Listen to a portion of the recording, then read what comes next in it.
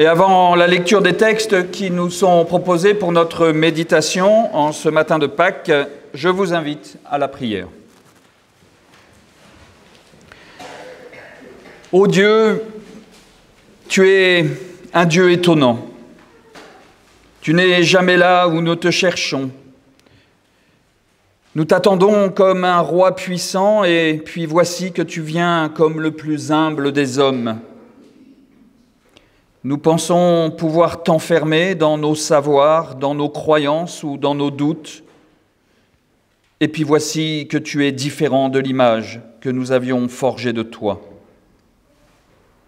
Ô notre Dieu, tu es un Dieu étrange, car toujours tu viens par des chemins détournés, et jamais sur toi on ne peut étendre la main. Alors, comment te connaître si toi-même, tu n'ouvres pas notre cœur?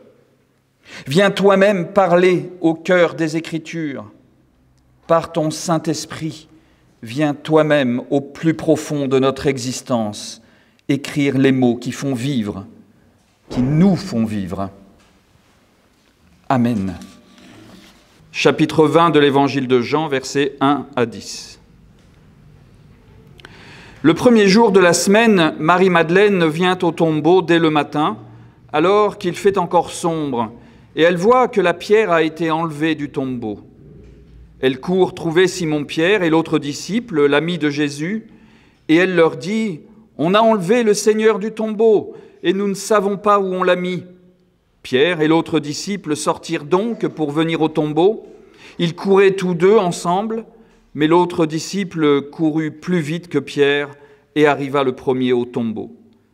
Il se baisse, voit les bandelettes qui gisent là, pourtant il n'entra pas. Simon-Pierre, qui le suivait, arrive. Entrant dans le tombeau, il voit les bandelettes qui gisent là et le linge qui était sur la tête de Jésus. Ce linge ne gisait pas avec les bandelettes, mais il était roulé à part dans un autre lieu. Alors l'autre disciple, qui était arrivé le premier au tombeau, entra aussi, il vit et il crut, car il n'avait pas encore compris l'Écriture selon laquelle il devait se relever d'entre les morts. Les disciples s'en retournèrent donc chez eux. Éternel, ta parole est vérité, sanctifie-nous par ta vérité. Amen.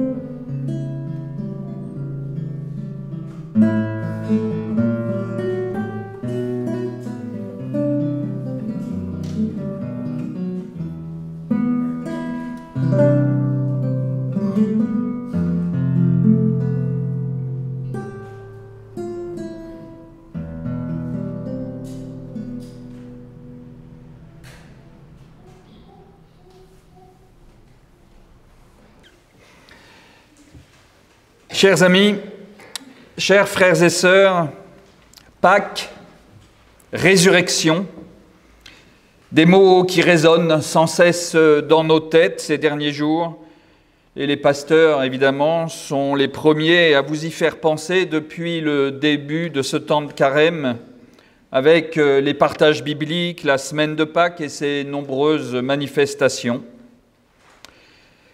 Pâques, résurrection, des mots que tout le monde connaît et pourtant nombreux n'en connaissent pas le sens. Hier encore, quelqu'un me demandait ce que l'on fêtait à Pâques. Pâques, résurrection, des mots qui peuvent tout autant rassembler que diviser. Alors pourquoi, me direz-vous? Pourtant, la résurrection du Christ devrait faire l'unanimité chez les chrétiens. Christ est ressuscité, clamons-nous aujourd'hui. Oui, nous croyons que Christ est ressuscité. Oui, nous avons la ferme conviction que Christ est vivant dans nos vies, qu'il est avec nous, à côté de nous, qu'il est en nous, dans tous les aspects de notre vie. Et pourtant, la résurrection dérange, interroge, au point que même convaincus, nous évitons le sujet en dehors de nos murs des temples.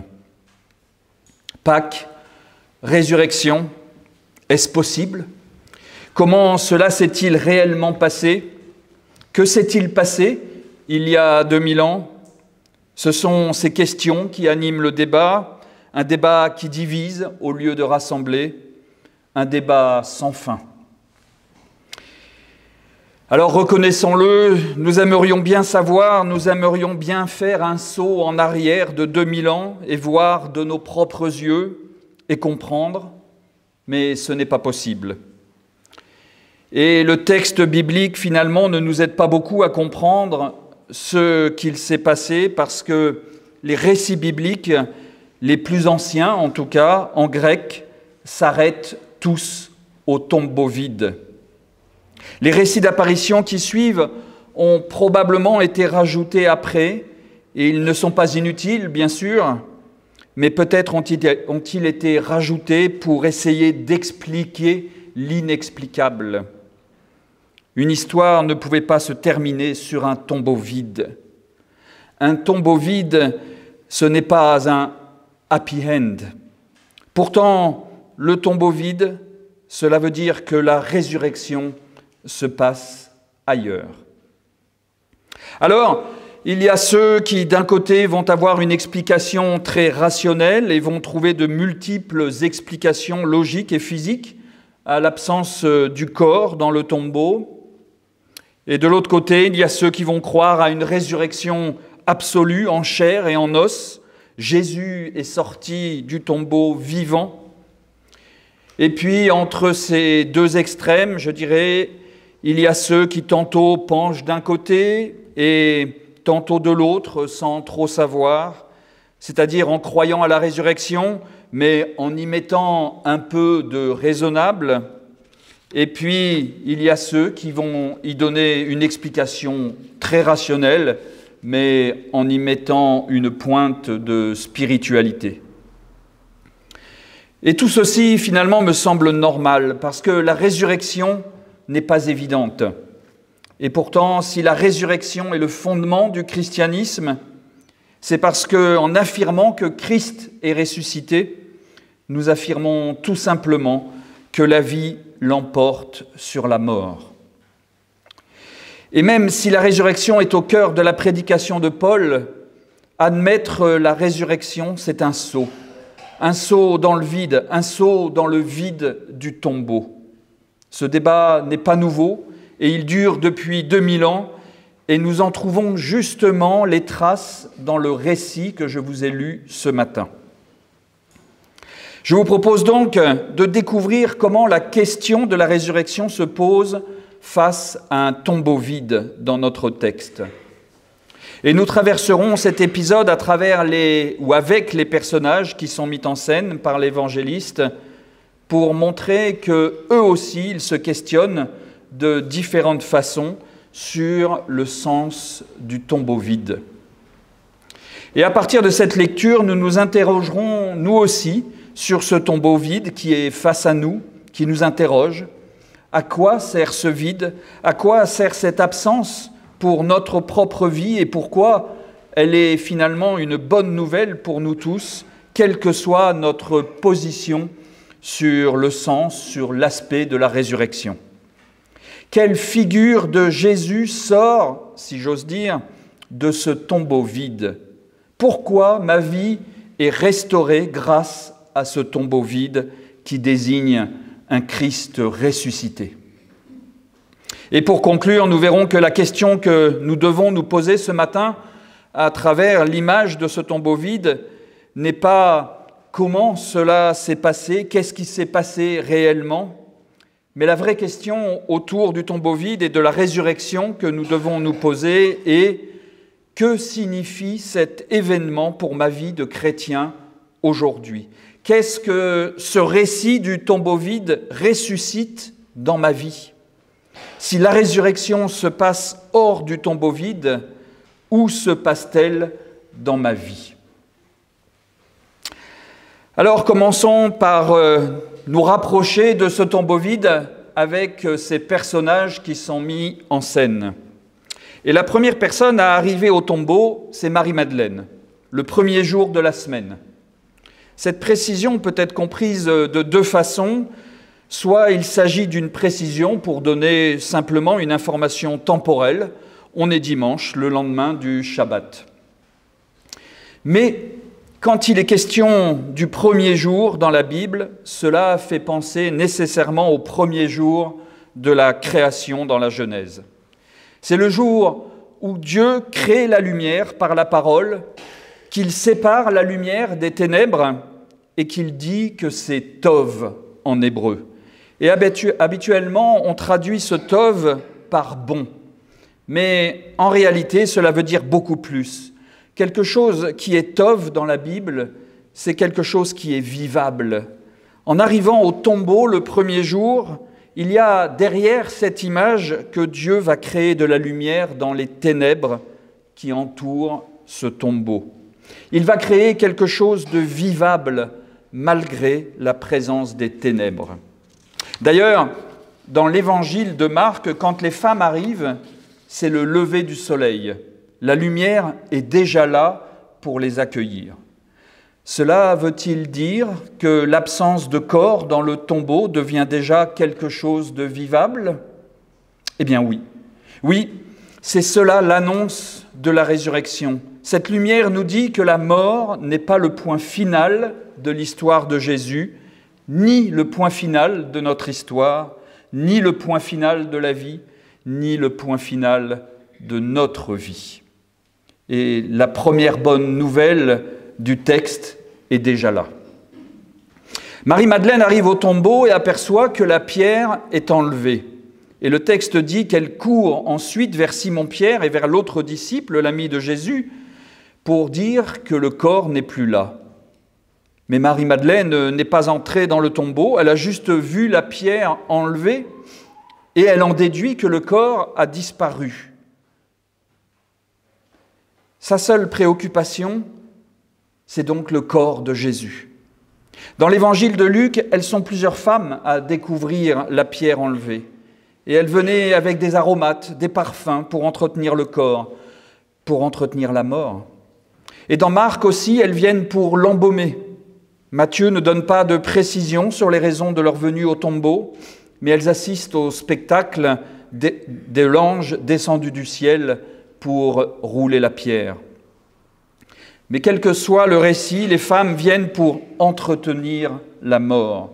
Leur objectif en ce premier jour de semaine est d'accomplir les rites et les gestes pour entretenir le corps de Jésus, sans se souvenir un seul instant des paroles de Jésus qui appelaient à la vie.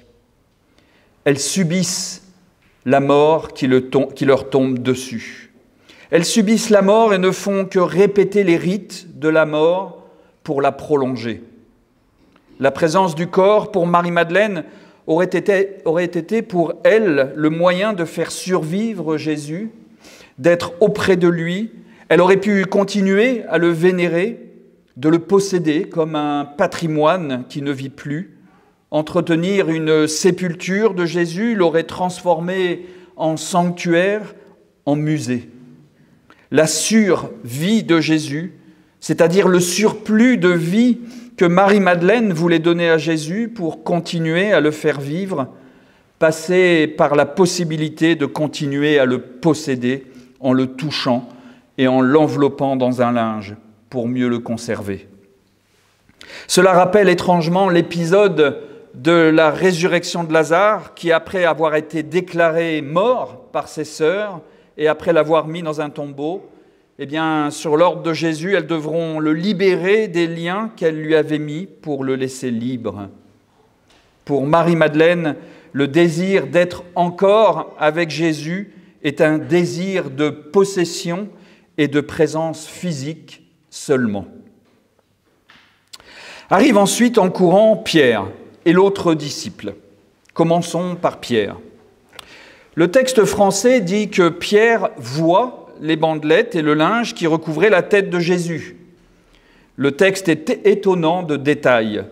Autant pour Marie-Madeleine, il n'y avait aucun détail, mais là, le rédacteur prend le soin de décrire la scène du crime, dirais-je, à la façon d'une enquête policière ou d'un détective qui recherche tous les détails pour chercher à expliquer quelque chose, ou comme un archéologue qui découvrirait une scène vieille de 2000 ans dans une grotte. On ne touche à rien, on regarde, on prend des notes, on photographie. Aujourd'hui, on s'isolerait avec un masque et combinaison pour ne pas polluer la scène. Même si le texte français dit que Pierre voit, le texte grec ne dit pas que Pierre voit de la même façon que Marie-Madeleine voit la pierre enlevée ou que le disciple bien-aimé voit les bandes à terre. Le verbe grec est différent et dit que Pierre, lui, il théorise, il constate, il scrute, il observe, il expérimente. Mais le texte ne dit rien de ce qu'il fait de son constat. Autant Marie-Madeleine avait conclu rapidement à l'enlèvement du corps sans aucune preuve, mais lui ne conclut rien de ce qu'il relève. En lisant le texte, on a envie de secouer Pierre et de lui dire « Et alors, qu'en dis-tu ? Quelles sont tes conclusions après avoir constaté que les bandes sont par terre ?» La difficulté pour Pierre est de faire quelque chose de ces constatations. Et d'une certaine façon, c'est ce que l'on cherche nous aussi à faire quand on veut donner une explication rationnelle à ce tombeau vide. Quand on se pose la question « Comment cela a pu se passer réellement, historiquement ?»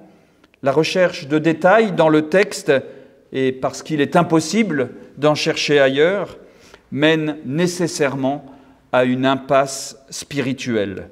Parce qu'elle n'explique rien, rien du tout, sur la présence du Jésus-Christ ressuscité dans notre vie. Cette présence n'est pas de l'ordre de la présence physique. La résurrection n'est pas un fait que l'on peut prouver et mesurer, c'est l'événement par lequel Dieu nous appelle à vivre. Et le troisième protagoniste, l'autre disciple, dit le texte, lui, il entre. Il vit et il crut. Alors là, on pourrait se dire, en voilà un qui a la vraie foi. Mais ne tirons pas trop vite cette conclusion. L'autre disciple, il voit quoi? Rien. Rien, en tout cas, rien de plus que les autres. Il croit en quoi? On ne sait pas non plus. En Dieu, en Jésus, en la résurrection. Le texte continue en disant qu'ils, les trois, n'avaient pas compris l'écriture selon laquelle Jésus devait se relever d'entre les morts.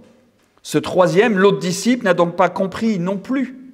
Pourtant, en regardant la même chose que Marie-Madeleine et en regardant la même chose que Pierre, l'autre disciple conclut différemment. Cela crée en lui de la confiance. Et d'ailleurs, c'est le sens même du mot « croire », placer sa confiance dans quelque chose. Mais puisque le texte précise qu'il n'avait pas compris, lui non plus, je ferai l'hypothèse qu'il se trompe d'objet dans sa foi. Confond-il foi et idolâtrie, foi et religiosité? Dans notre vie, nous pouvons nous aussi nous tromper d'objet de la foi, tout comme les Hébreux ont cessé dans le désert d'adorer l'Éternel pour se tourner vers le veau d'or. Alors après ce constat sur nos trois personnages principaux de la scène, il faut bien se demander ce que cela ouvre de nouveau pour notre vie aujourd'hui. Y a-t-il un des personnages qui a plus raison qu'un autre ou qui pourrait nous servir de modèle dans notre foi, dans notre vie chrétienne ? C'est la question que nous pourrions raisonnablement nous poser à ce stade de notre enquête. En réalité, je crois que ces trois personnages et ces trois attitudes différentes nous mettent en garde sur les trois réactions, sur les trois sensibilités que nous pouvons avoir, nous aussi, face à l'événement résurrection. Le texte, en disant que les trois n'ont pas compris l'Écriture, le texte nous dit qu'il ne s'agit pas d'être l'un ou l'autre. La réaction rapide et impulsive de Marie-Madeleine qui fuit le tombeau, se demandant comment elle va faire sans le corps de Jésus, ou la réaction de Pierre qui a besoin d'indices pour comprendre, ou la réaction du disciple anonyme avec sa foi naïve ou impulsive, dirais-je, aucune ne doit être un modèle pour nous. Chacun des trois personnages a vécu l'expérience du tombeau vide, chacun dans sa singularité, chacun selon la vie qu'il avait vécue. mais sans se mettre réellement à l'écoute de l'Écriture, sans confronter sa vie à la parole de Dieu. Alors, c'est vrai, nous aimerions, nous aussi, que l'on nous dise comment croire en la résurrection, ce qu'il faut croire ou ne pas croire, avoir un mode d'emploi de la résurrection, être Marie-Madeleine ou plutôt Pierre ou alors le disciple bien-aimé. Ce serait tellement plus simple de ne pas chercher. Mais les évangiles, les enseignements de Jésus annoncent une bonne nouvelle. Et c'est peut-être la bonne nouvelle qui n'a pas été saisie par ces trois personnages. La bonne nouvelle de la résurrection, c'est que nous sommes libres de chercher le Christ ressuscité dans nos propres vies. Là où nous en sommes, que la rencontre que nous ferons ou que nous avons faite ne ressemble à aucune autre, ni à celle de notre voisin ce matin, ni à celle du pasteur. Inutile de courir vers un tombeau, inutile de chercher des preuves ailleurs que dans notre vie. La bonne nouvelle consiste à faire confiance que le Christ ressuscité nous permet encore et toujours de changer nos vies et celles des autres. Que le Christ est vivant parce qu'il vient transformer nos relations aux autres et qu'il vient transcender nos vies. Il ne s'agit donc pas de vivre et croire comme ceux qui sont décrits dans ces textes, mais de croire que des vies d'hommes et de femmes dans les textes ont été transformées, changées, bouleversées parce que l'un ou l'autre a rencontré Jésus et a fait entrer Jésus dans sa vie. Elle est là la bonne nouvelle du tombeau vide, un Jésus qui n'est plus le maître de quelques heureux élus qui pouvaient s'approprier les enseignements en l'écoutant et en l'interrogeant en direct. Avec le tombeau vide qui est face à nous, Jésus nous rejoint dans nos propres vies, là où nous en sommes. Avec le tombeau vide, une place énorme s'ouvre à nous pour y rentrer et puis nous retourner et voir que la lumière est dehors, que le Christ est dehors. Il nous y attend pour transformer nos vies, pour ressusciter nos vies et pour les restaurer. Alors, pour terminer, je rappellerai ce que disait le réformateur Martin Luther au sujet de la résurrection, et je cite « Quand tu dis « le Christ est ressuscité », ajoute aussitôt « je suis ressuscité et tu es ressuscité avec lui ». Car il faut que nous soyons rendus participants actifs de sa résurrection. Ne pas apprendre cela, c'est ne rien apprendre du tout. Amen.